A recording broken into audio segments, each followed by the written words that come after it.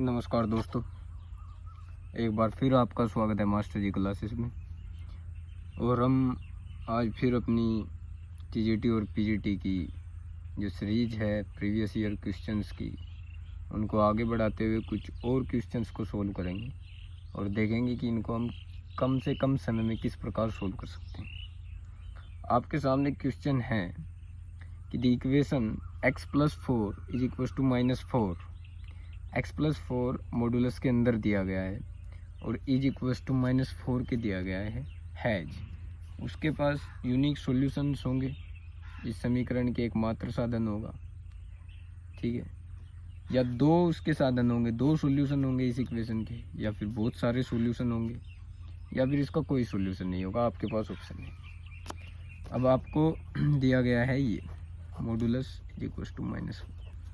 कुछ बच्चे क्या करेंगे, इसको सोल्व करने में लग जाएंगे, ठीक है, और कोशिश करेंगे कि इसको जैसे तैसे करके, जैसे x+4 इज इक्वल टू ये -4 है, एक बार इसको ऐसे लिखेंगे, एक बार इसको माइनस करके -4 लिखेंगे और x को सोल्व करने की कोशिश करेंगे। लेकिन आप एक नॉर्मल सी चीज़ को देखिए कि किसी भी संख्या का मॉडुलस अगर हम देखें तो क्या वह माइनस में आ सकता है? नहीं आ सकता। किसी भी संख्या का मॉडुलस कभी भी माइनस में नहीं आ सकता, तो इसका कोई सॉल्यूशन नहीं होगा। इतना आसान क्वेश्चन था, सिर्फ आपको कॉमन सेंस का इस्तेमाल करना था और आप जैसे ही इसको समझ जाएंगे कि ये क्यों आया, ठीक है। मॉडुलस में अगर आप कोई भी चीज़ मॉडुलस में है वो कभी भी माइनस में नहीं आ सकती, इसलिए इसका आंसर आ जाएगा नो सॉल्यूशन। इसको सोल्व करने की ज़रूरत नहीं है, एक बार क्वेश्चन को ध्यान से पढ़िएगा, उसको समझिएगा, उसके बाद सोल्व करने की कोशिश कीजिएगा, ठीक है। ये DSSB TGT 2014 का क्वेश्चन था। अगले क्वेश्चन की ओर बढ़ते हैं। अगला क्वेश्चन है आपके पास, an odd degree polynomial equation has. आपको दिया गया है कि कोई ओड डिग्री पॉलिनोमियल है और उसके कितने सॉल्यूशन हो सकते हैं, कितने रियल रूट्स हो सकते हैं, कितने मूल उसके हो सकते हैं वास्तविक। या तो कम से कम एक हो, एटलीस्ट 1, या कोई ना हो, या सिर्फ एक हो, या इनमें इन ऑप्शंस में से कोई नहीं। अब आप मानकर चलिए कि आपके पास एक और डिग्री, मतलब मानकर चलिए आप 3 डिग्री की कोई इक्वेशन आपके पास है, पॉलिनोमियल आपके पास है, और मानिए वह है x³ + 1। अब इसके सॉल्यूशन कितने आ सकते हैं? x+1 और x² - x+1 = 0। इसको हम इस प्रकार लिख सकते हैं। इसके अगर हम सॉल्यूशन करने की कोशिश करें तो ये इमेजिनरी आ जाएंगे। हमको बात करनी है रियल्स की, क्योंकि b² - 4ac जो है ग्रेटर देन 0 नहीं होगा, लेस देन 0 हो जाएगा, इमेजिनरी आ जाएंगे, ठीक है। बट एक सॉल्यूशन आया इसका x = -1। जब इसको हम =0 के इक्वल रूप में लिखेंगे तो इसका एक सॉल्यूशन आ जाएगा x = -1, ठीक है। ओनली 1 रियल रूट, ठीक है, 1 आया है। नो रियल रूट, ये तो कंडीशन ख़त्म हो गई। एटलीस्ट 1 रियल रूट, कम से कम एक तो आया है। ओनली 1 को हमें चेक करना है, कम से कम एक तो आ गया, ओनली 1 को हमें चेक करना है। नन ऑफ दीज तो नहीं होगा, ठीक है, क्योंकि एक तो आ ही गया है, ठीक है, एटलीस्ट 1 तो आ ही गया है। अब हमें ओनली 1 को करना है। अब मानकर चलिए ये x+1 था, एक रियल रूट था इसका, ये भी तो एक इक्वेशन इसके साथ हो सकती है, ये भी तो इक्वेशन जो है 3 और डिग्री की इक्वेशन होगी, इसके भी रियल रूट्स आ जाएंगे 2। कैसे इसको अगर हम सोल्व करेंगे तो x+1 आ जाएगा और ये आ जाएगा x - 1 × x - 1 = 0। अब इसके 3 रूट्स आ गए, -1, 1 एंड 1। तो इसको आप अगर देखेंगे तो ओनली 1 रियल रूट वाला जो ऑप्शन होगा वो ख़त्म हो जाएगा, बचेगा सिर्फ एटलीस्ट 1 रियल रूट का ऑप्शन, ठीक है। तो हमारा ऑप्शन इसमें हो जाएगा ए। आंसर आप सभी का ए हो जाएगा। नेक्स्ट क्वेश्चन की ओर बढ़ते हैं।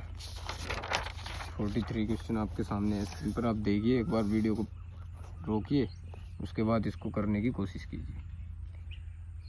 क्वेश्चन दिया गया है कि 1 रूट ऑफ इक्वेशन, एक इक्वेशन आपके सामने है 10x = x,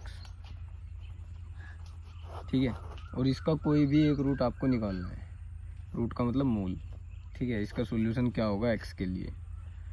अब आप इसमें सिंपल क्या कर सकते हो, आप वैल्यू को पुट करके देख सकते हो। अगर tan x की अगर हम बात करें तो tan 0 का मान होता है tan, अगर x को 0 रखें tan 0 का मान होता है 0 और tan x is equal to x है और x को अगर हमने 0 रखा तो 0 इज इक्वल टू 0 आ गया। ये कंडीशन सेटिस्फाई हो गई ए। x को अगर हम रखें tan pi by 2, tan pi by 2 का मान इज इक्वल टू, इसका मान होगा इन्फिनेटिव और इन्फिनेटिव पाई बाई 2 के इक्वल नहीं होगा। ठीक है, तो tan pi by 2 is equal to हो जाएगा इन्फिनिटी और इन्फिनिटी अगर हम इसमें रखें x is equal to pi by 2 की वैल्यू रखें तो ये इसके इक्वल नहीं होगा, सेटिस्फाई नहीं करेगी। तीसरा हम ऑप्शन आपको देखते हैं, तीसरा हम ऑप्शन देखते हैं x is equal to pi के लिए। अगर हम रखें tan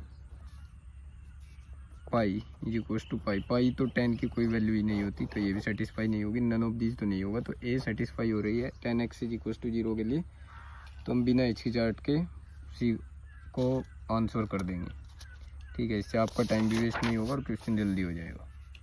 नेक्स्ट क्वेश्चन की ओर हम बढ़ते हैं। स्क्रीन पर आपकी क्वेश्चन दिख रहा है, this solution set of 2x plus 3 greater than 5, इसके साथ मॉडुलस लगाया गया है। ठीक है, 2x प्लस 3 का मॉडुलस ग्रेटर देन अगर 5 के हो तो इसको हमें x के लिए सोल्व करना है।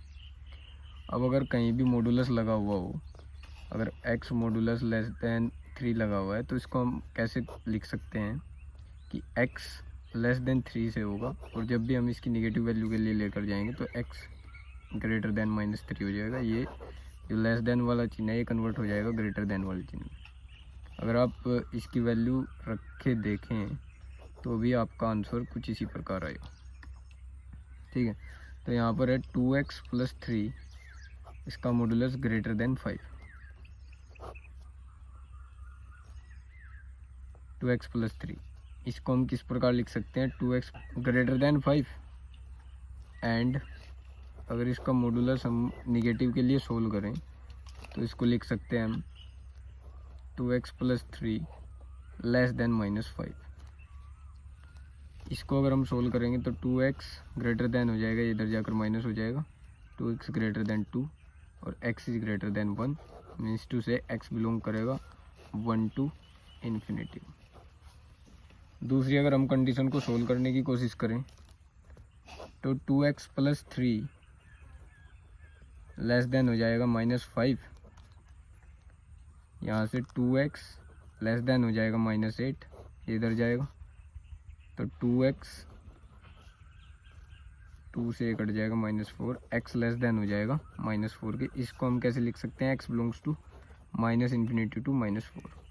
दो कंडीशन हमारे पास आ गई और किसी भी वैल्यू या इनइक्वालिटी की अगर हम x की कोई वैल्यू आती है और उसकी दो कंडीशन आती है और वो भी किसी ग्रुप में हो कि -इन्फिनिटी से लेकर -4 तक है और 1 से इन्फिनिटी तक है, तो उसको हम लिख सकते हैं कि x जो है बिलोंग्स करता है, x की वैल्यू होती है दोनों के यूनियन से, -इन्फिनिटी टू -4 और उसका यूनियन किसके साथ, -1 टू इन्फिनिटी।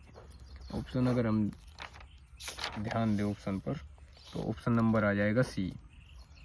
ठीक है, इस क्वेश्चन को हम इस प्रकार से कर सकते हैं। अगर आप इस क्वेश्चन को करना चाहो तो आप इसमें एक काम और कर सकते हो कि वैल्यू को पुट करके देख सकते हो। इसमें 3 ही ऑप्शन दिए गए हैं 1 टू इन्फिनिटी। अगर यहाँ पर आप 2 रखोगे तो 2 दूनी 4 और 3 7, 7 हमेशा 5 से बड़ा होगा, ये सेटिस्फाई हो रहा है। और अगर आप -5 रख कर देखोगे तो -5 दूनी 10, माइनस का 7 आ जाएगा और मॉडुलस अगर बाहर निकालोगे तो 7 ग्रेटर देन 5, ये भी सेटिस्फाई हो रहा है। अगर दोनों सेटिस्फाई हो रहे हैं तो दोनों का यूनियन ही आएगा। आप इस प्रकार भी इसको सोल्व कर सकते हो। नेक्स्ट क्वेश्चन की ओर हम बढ़ते हैं, question number 45। If the roots of quadratic equation, एक क्वाड्रेटिक इक्वेशन आपके सामने दी गई है। x² का कोफिशिएंट है 4m प्लस m और x का कोफिशिएंट है m प्लस 1। ठीक है, और इसका आपने को क्या बताना है, वैल्यू बतानी है m की, और आपको कंडीशन दी गए हैं कि रूट्स जो है क्वाड्रेटिक इक्वेशन की वो इक्वल है। इक्वल रूट्स के लिए होता है कि जो कोफिशिएंट होता है ax² plus bx plus c, जो इक्वेशन होती है जनरल इक्वेशन जो हमारी होती है क्वाड्रेटिक इक्वेशन की, अगर b² minus 4ac equals to 0 के हो, ठीक है, तो इसका मतलब होता है जो रूट्स हैं वो इक्वल है। अब इसको अगर हम कंपेयर करें इस क्वाड्रेटिक इक्वेशन से तो ये आ जाएगा बी स्क्वायर का आ जाएगा m+1 का होल स्क्वायर -4 और a आ जाएगा 4+m, ठीक है, और c आ जाएगा 1 × 1 = 0। यहाँ से हम m की वैल्यू निकाल सकते हैं, m² + 2m + 1 -16 -4m = 0। यह आ जाएगा m² - 6m - 15 = 0 -2m -4 और 2। तो इसे अगर हम सोल्व करेंगे तो 15 के ऐसे टुकड़े जिनको घटाकर 2 आए तो 5 × 15 m² - 5m - 3m -15 = 0। और ये आ जाएगा m - 5 -3 कॉमन लिया प्लस का 3 कॉमन लिया m - 5 = 0। यहाँ से आ जाएगा m + 3 और m - 5 = 0।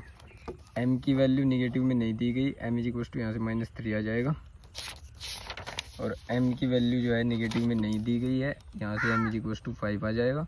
m की वैल्यू दी गई है पॉजिटिव में, अगर ऑप्शन देंगे तो m की वैल्यू 5 के लिए है ऑप्शन नंबर ए आपके सामने, ठीक है। तो इक्वल रूट्स इस प्रकार आ जाएंगे। अगर आप इसको फिर शॉर्ट ट्रिक से वो वैल्यू पुट करके रखना चाहो, देखना चाहो तो वो भी आप कर सकते हो।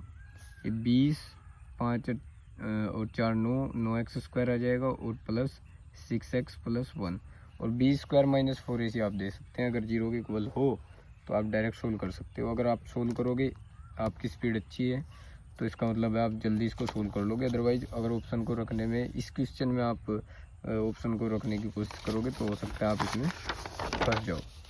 नेक्स्ट क्वेश्चन आपकी स्क्रीन पर है कि how many real solutions are there for the equation x⁴ 4 - 2। ये इक्वेशन दी गई है आपको और इसके कितने रियल सॉल्यूशन हो सकते हैं वो आपको बताना है, कितने इसके वास्तविक साधन हो सकते हैं। x⁴ हो जाएगा 2 के और इसको हम लिख सकते हैं x² का स्क्वायर = 2। तो x² किसके इक्वल आ जाएगा, ±√2 के, ठीक है। x² किसी भी चीज़ का स्क्वायर कभी भी माइनस नहीं हो सकता, तो ये कंडीशन तो सेटिस्फाई नहीं होगी। कंडीशन कौन सी बच जाएगी, x² = +√2 और फिर से अगर हम देखें तो ये आ जाएगा x = अंडर रूट ±√2 के। तो इससे क्या होगा, 2 इसके सॉल्यूशन आ जाएंगे, x का एक तो प्लस का √2 और एक x = आ जाएगा माइनस का √2। तो कितने सॉल्यूशंस आए इसके, 2 रियल सॉल्यूशंस आए। पहली कंडीशन इसकी सेटिस्फाई नहीं हो पाई, ठीक है। नेक्स्ट क्वेश्चन हम देखते हैं। नेक्स्ट क्वेश्चन है क्वेश्चन नंबर 47। इसको आप देखिए, इसमें ग्रेटेस्ट इंटीजर फंक्शन, जो इसको हम हिंदी में महत्तम पूर्णांक फलन कहते हैं, उसका एक कंसेप्ट दिया गया है। इस कंसेप्ट को हम ध्यान से समझेंगे। जैसे हमने x² है, ये ग्रेटेस्ट इंटीजर फंक्शन में है x, माइनस फिर से 5 के साथ ग्रेटेस्ट इंटीजर फंक्शन में है +6 = 0। जैसे हमने किया था मॉडुलस के लिए कि मॉडुलस को हमने डिस्टर्ब नहीं होने दिया था, उसी प्रकार हम ग्रेटेस्ट इंटीजर फंक्शन को डिस्टर्ब नहीं होने देंगे। पहले क्वाड्रेटिक इक्वेशन सोल्व करेंगे, उसके बाद देखेंगे कि ग्रेटेस्ट इंटीजर फंक्शन किस प्रकार काम करता है इसके सॉल्यूशंस के लिए, ठीक है। तो हम पहले क्या करेंगे, क्वाड्रेटिक इक्वेशन के रूप में इसको सोल्व करेंगे। ये x² आ गया, 6 के ऐसे टुकड़े जिनको घटाकर जोड़कर 5 आ जाए तो 3 दूनी 6। तो ये आ गया -3 greatest integer function x -2x + 6 = 0। ये हमने इसमें से कॉमन लिया x, ये आ जाएगा x - 3, फिर हमने 2 कॉमन लिया, ये फिर से आ गया x - 3, ठीक है, = 0। यहाँ से आ गया ग्रेटेस्ट इंटीजर फंक्शन x का -3 के साथ और एक बार आ जाएगा -2 के साथ, इज इक्वल टू 0। यहाँ से हम इसको दो तरीके से ऐसे लिख सकते हैं, greatest integer function x minus 3 is equal to 0, या greatest integer function x minus 2 is equal to 0। इसको अगर हम सोल्व करेंगे तो greatest integer function x is equal to हो जाएगा 3 के, और ये हो जाएगा 2 के इक्वल।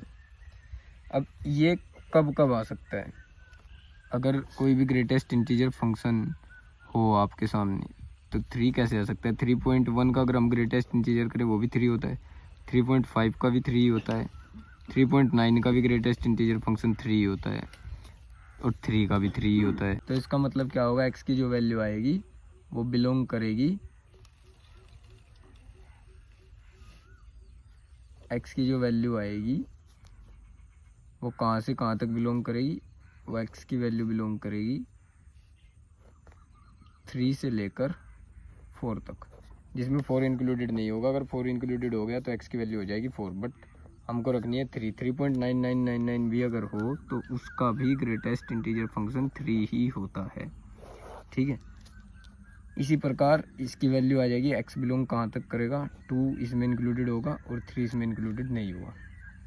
दोनों की कंबाइन वैल्यू अगर हम लिखेंगे तो x बिलोंग करेगा, x कहाँ से कहाँ तक बिलोंग करेगा, अगर दोनों की कंबाइन वैल्यू हम लिखेंगे तो x 2 से लेकर 4 तक बिलोंग करेगा, ठीक है, जिसमें 4 इंक्लूडेड नहीं होगा पर 2 इंक्लूडेड होगा इस वैल्यू के लिए। इस वैल्यू के लिए 3 भी इंक्लूडेड होगा जो इसमें इंक्लूडेड हो चुका है। दोनों वैल्यू इस अकेली वैल्यू में आ जाएगी, तो हम देख सकते हैं कि इसका ऑप्शन क्या होगा, ऑप्शन नंबर डी, ठीक है। इसको इसी प्रकार सोल्व करना है, हम इसको नॉर्मल कंडीशन में जैसे क्वाड्रेटिक इक्वेशन करते हैं उस प्रकार नहीं कर सकते। मॉडुलस या कोई भी ग्रेटेस्ट इंटीजर फंक्शन हो या लोएस्ट इंटीजर फंक्शन हो, किसी भी प्रकार को, तो उसको हम इसी प्रकार सोल्व करेंगे, तभी हमारा आंसर आएगा। नेक्स्ट क्वेश्चन हम देखते हैं। इन ए ट्राइंगल, क्वेश्चन आपके सामने है, in a triangle P Q R, angle R दिया गया है π/2 90 डिग्री, और tan p/2 and tan q/2 are the roots of equation. इसके मूल दिए गए हैं, इसके रूट्स दिए गए हैं ax² + bx + c, tan p/2 and tan q/2। सबसे पहले हम ट्रायंगल को ड्रॉ करते हैं। ये रहा हमारा ट्रायंगल, ये आर है 90 डिग्री, ये मान लीजिए p, ये मान लीजिए q आपके सामने है, p आपके सामने, r आपके सामने है, ये 90 डिग्री। इक्वेशन है ax² + bx + c = 0, ठीक है। रूट्स इक्वेशन के हैं tan p/2, ये रहा p, एंड tan q/2, ये रहा q, ठीक है। सम ऑफ रूट्स क्या आ जाएगा, tan p/2।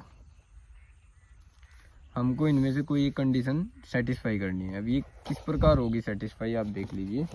Some of roots क्या आ जाएगा, tan p/2 + tan q/2 = -b/a, ठीक है। एंड प्रोडक्ट ऑफ रूट क्या आ जाएगा, tan p/2 × tan q/2 = c/a, ठीक है। सी और बी में ही हमें आंसर लेकर आना है, ABC में। इसी प्रकार हम क्वेश्चन को लेकर चल रहे हैं। हम एक कंडीशन अप्लाई करेंगे, tan p/2 + tan q/2, इसका हम एक फॉर्मूला खोलेंगे, फॉर्मूले को अप्लाई करेंगे। अब यहाँ पर देख लीजिए, tan ये आ जाएगा tan p/2 + tan q/2 upon 1 - tan p/2 tan q/2, ठीक है। इसकी वैल्यू हमारे पास है c/a और इसकी वैल्यू हमारे पास है -b/a। इसकी वैल्यू को हमें निकालना है। अब इसको हम कैसे लिख सकते हैं, tan p + q/2, p + q की वैल्यू हम यहाँ से निकाल सकते हैं। p q r तीनों का जोड़ क्या होगा, 180 डिग्री, उसमें से r गया 90 डिग्री, तो इन दोनों का जोड़ क्या होगा, इन दोनों का जोड़ क्या होगा, 90 डिग्री। ये 90 आ गया, 90/2 ये आ गया tan 45 डिग्री = इसकी वैल्यू कितनी आ गई, इसकी वैल्यू आ गई -b/a, और इसकी वैल्यू कितनी आ गई, 1 - c/a। दिस एम्प्लाइज 1045 की क्या होती है 1 वैल्यू, ये इधर जाएगा तो ये सेम रह जाएगा 1/c/a is equal to minus b/a। यहाँ से आ जाएगा a minus c is equal to minus b. ठीक है, इससे हम देख सकते हैं, अगर हम अपनी ऑप्शन की ओर ध्यान दें तो a minus c is equal to b का मतलब होगा a minus c is equal to b का मतलब होगा a plus b is equal to c, और a plus b is equal to c हमारा ऑप्शन नंबर क्या है ए। ठीक है, इस प्रकार हम इस क्वेश्चन को सोल्व कर सकते हैं।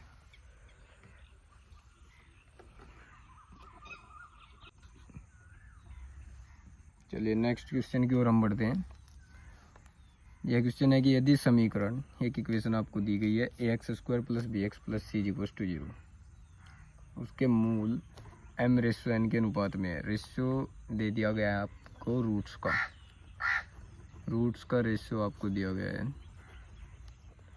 m/n, और आपको जो इक्वेशन जो दी गई है वह इक्वेशन है ax² plus b x plus c equal to 0। यह इक्वेशन आपको दी गई है।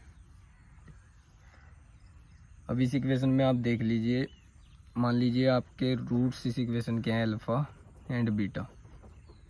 ठीक है, आपको इनमें से कोई कंडीशन सेटिस्फाई करनी है कि कौन सी कंडीशन इसमें सेटिस्फाई बैठती है m और n के साथ a b c। ठीक है, आपने मान ली कि रूट्स जो हैं वो है alpha and beta. Alpha upon beta आपको कितना दिया गया है m/n, ratio of roots m/n दिया गया है। इसको आप कैसे लिख सकते हो, alpha upon m is equal to beta upon n, ऐसे लिख सकते हो। अब एक इनइक्वालिटी या आप नंबर्स की एक जो रेशियो में नंबर्स होते हैं उनकी एक प्रॉपर्टी होती है कि अगर कोई number a/b is equal to c/d दिए गए हैं तो इनका जो सम होगा a plus c upon b plus d, वो रूट में इनके प्रोडक्ट के ac अपॉन bd के होगा। ये बहुत इम्पोर्टेंट प्रॉपर्टी होती है। ठीक है, इसको आप ध्यान कर लीजिए, नोट कर लीजिए, ac अपॉन bd के होगा। मानकर चलिए 1/2 है। ठीक है, 1/2 को 2/4 के अगर हम इक्वल लिखते हैं तो 1 + 2 अपॉन 2 + 4 इज इक्वल टू होगा √2 अपॉन 4 दूनी 8। देख लीजिए आप 3/6 इज इक्वल टू होगा 1/4। इसका ये 1/2 आ गया, ये भी 1/2 आ गया, तो 1/2 इज इक्वल टू 1/2। ठीक है, तो यहाँ भी हम इसी प्रकार लिख सकते हैं कि अल्फ़ा अपॉन m को हम लिख सकते हैं alpha plus beta upon m plus n। ठीक है, और इसको अंडर रूट में लिख सकते हैं हम अल्फ़ा बीटा अपॉन mn। इसको अगर हम सोल्व करें तो ये आ जाएगा यहाँ से अल्फ़ा प्लस बीटा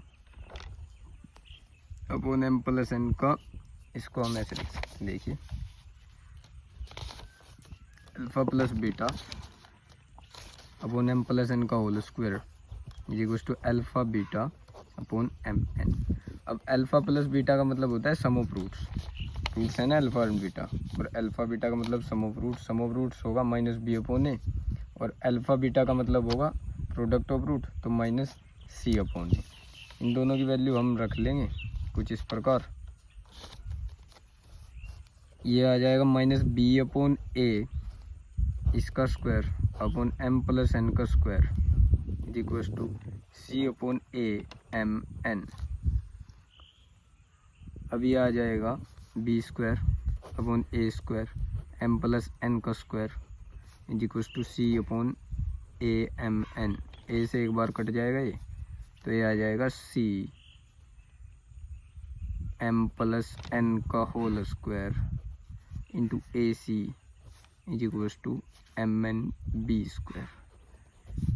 और इसको हम देख सकते हैं कि ऑप्शन में क्या है, ऑप्शन में ये है ऑप्शन बी, ऑप्शन नंबर है बी। mn b का square is equal to m plus n into A C. ठीक है, सॉरी ये ऑप्शन नंबर बी नहीं है, ऑप्शन नंबर सी है, क्योंकि m प्लस n का स्क्वायर इंटू ए सी है, m प्लस n का स्क्वायर इंटू ए सी है, इसका स्क्वायर है, ना कि सिर्फ एम प्लस एन। ठीक है, इसको ध्यान में रखिए कि m plus n b square is equal to m plus n का होल स्क्वायर इंटू ए सी। नेक्स्ट क्वेश्चन, जो आज का लास्ट क्वेश्चन है हमारी स्क्रीन पर, वो आप देख सकते हैं कि x के किस मान के लिए व्यंजक x square minus 4x plus 9 का मान निम्नतम होगा। इसको इंग्लिश वाले बहुत मुश्किल समझ पाएंगे, उनके लिए मैं बता दूं कि एक आपके पास पोलिनोमियल दिया गया है जिसको हम व्यंजक बोलते हैं x square minus 4x plus 9 is equal to 0। तो इसने बताया कि x के किस वैल्यू के लिए, x की किस वैल्यू के लिए इस पूरे पोलिनोमियल का मान मिनिमम होगा। x की किस वैल्यू के लिए इस पूरे पोलिनोमियल की वैल्यू जो है वो मिनिमम होगी। इसको हम किस प्रकार लिख सकते हैं, x square minus 4x plus 9। इसको हम लिख सकते हैं, अगर हम इसका होल स्क्वायर अगर निकालें तो x प्लस एक्स माइनस 2 का होल स्क्वायर ये बन सकता है और प्लस 5 ये बन सकता है। ठीक है, तो अगर कोई भी पोलिनोमियल आपके सामने मान लीजिए है पी एक्स, एक फंक्शन है पोलिनोमियल इज इक्वल्स टू, तो अगर इसका न्यूनतम मान होगा तो वो 5 तो हमेशा होगा, क्योंकि अगर ये 0 भी आ जाए पूरा x माइनस 2 का स्क्वायर तो भी 5 बचेगा। ठीक है, और माइनस में ये कभी आ नहीं सकता, तो मिनिमम मान इसका x माइनस 2 के स्क्वायर का क्या होगा, 0। तो मिनिमम मान x माइनस 2 के स्क्वायर का क्या होगा, 0। इससे क्या होगा, x माइनस 2 आ जाएगा 0, x इज इक्वल टू 2। इसका मतलब है x इज इक्वल टू 2 के लिए इस पोलिनोमियल का मान क्या होगा, 0 होगा, और ये ऑप्शन नंबर क्या होगा आपका, ए। ठीक है, x इज इक्वल टू 2 के लिए। इसके अलावा आप क्या कर सकते हो, x का मान रख कर देख सकते हो, जिस भी वैल्यू के लिए यह मिनिमम आ जाए वही आपका आंसर होगा, और आप क्लियर देख सकते हो कि x इज इक्वल टू 2 के लिए यह मिनिमम होगा। ठीक है, 4 दूनी 8, 1 बच गया, 2 दूनी 4, 3 आ गया इसका। इसके अलावा आप देख लीजिए 25 और 9 34, और 34 में से 20 गए 9। इसी प्रकार इसमें देख लीजिए 8 चौक 32, 64 में से 32 गए, ये तो यही ज़्यादा है, 9 तो ऐड करके ऐसे ही 100 में से 40 गए 60 है, तो इसके लिए मिनिमम होगा x इज इक्वल टू 2 के लिए। ये शॉर्ट ट्रिक हो सकती है इसके लिए।